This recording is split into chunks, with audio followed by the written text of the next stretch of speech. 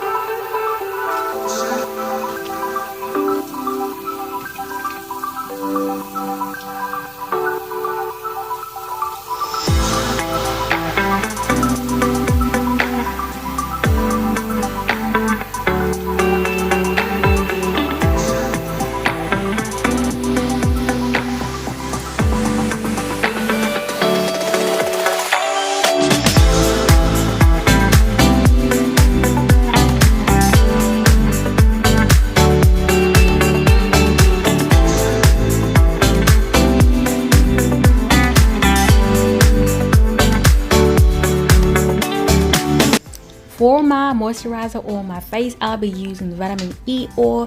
It's good for moisturizing the hair, the face, and the hair as well. But today I'm gonna put it on my face. It's good for moisturizing the face and keeping it nice and moist and also shiny. Yes, so I love having the vitamin E on my face and my body. So this is what I use for my face.